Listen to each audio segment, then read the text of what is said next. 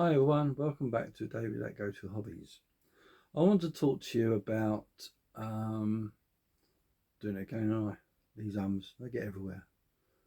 I want to talk to you about the bearing holder I designed, which I used a pair of Nylox, M12 Nylox, with a 45-degree fired on to the nylock end, which is the nylon in there. It works, it holds the bearing central onto the shaft. I wasn't very happy with it because, how do I describe it? It's okay, but I want to do something better. The problem I had was that what I could use, what could I adapt, what could I buy, what could I make? So I thought, how am I going to get around this? So the old cogs in the old brain started working, and then the light bulb come on. Bing! And I thought, what inspired me to do this in the first place and trying to centralise the bearing in place without it vibrating was I had the idea years ago using a wheel nut, and wheel nut's got a nice angled to the centre, so I thought I could use these, but I've got one problem. These are 1.25 thread pitch. This on the threaded bar is 1.75 pitch, and these won't screw on there without altering these. And how do we do that? You get a tap and you tap it out, and all you do is you put a 1.75 tap through there, which is in a vise, and then you put that thread all the way through, and then you can use it on your threaded bar or your bolt. So as you can see here, let me just put that out of the way. I've got a bit of M12 threaded bar with two of these wheel nuts on, and the reason for that is to, let me explain. This here has a diameter inside of 15 millimeters. The shaft, or the M12 bar, threaded bar, has a outside diameter of 12 mil, so you've got a 3 mil difference. And without these, or Nylox, which I did change the way the nylock worked to put an angle on it similar to this, but I thought these would be better to hold the bearing in place.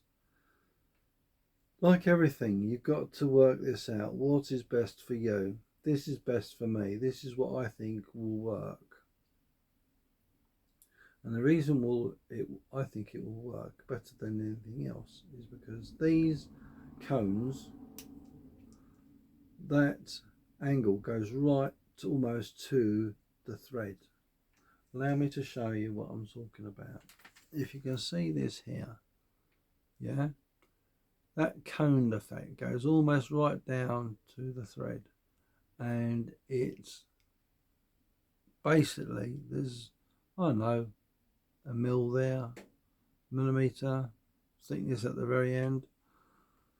That's perfect because it goes inside the bearing, which these have done. So when I tighten this up, it keeps that nice and central, and that goes into the cleats, the old cable cleats, which holds the bearings. And I'm very happy because this solution is one of the best ways to that's the second isn't it? Good dear. I've got to do a lot of ums. Sorry about this. I'm still learning. as I say, this is probably the best solution I've come up with to holding your bearings in place. If you haven't got the right size bearing, that is, a 12mm bearing inside diameter will fit on a 12mm threaded shaft nicely, and all you need to use there is a couple of nylocks to hold it in place. The reason I'm doing this is to show people like yourself, if you give another example, if you've got a bearing right with an inside diameter greater than this 15mm, it will still work as long as these wheel nuts don't touch together. You can still do that because they are pushing against the inside shaft.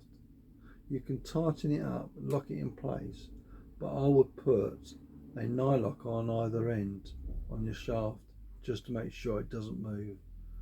And there you go, that is your bearing holder in place, and all you need is your armoured cable cleats to fit around that to secure to your base or wherever this is going to be put, your stone tumbler or whatever project you're working on. It doesn't have to be a stone tumbler, it can be other things. So I hope you like my idea. If you did, please give us a thumbs up, I'm really grateful. And if you didn't, you think it's a load of rubbish, give me a thumbs down, I won't be offended. All you have to do is please leave me a comment either way. And if you want to hear more about all the things I'm making and creating and developing, taking things apart, let alone making things, click on subscribe and you will hear lots more videos. And if you do that, you need to select the little bell icon and then click all, and then you'll be notified of all the new ones coming up. Once again, thank you for visiting David at Go To Hobbies, and we'll see you in the next video. Until then, bye bye for now.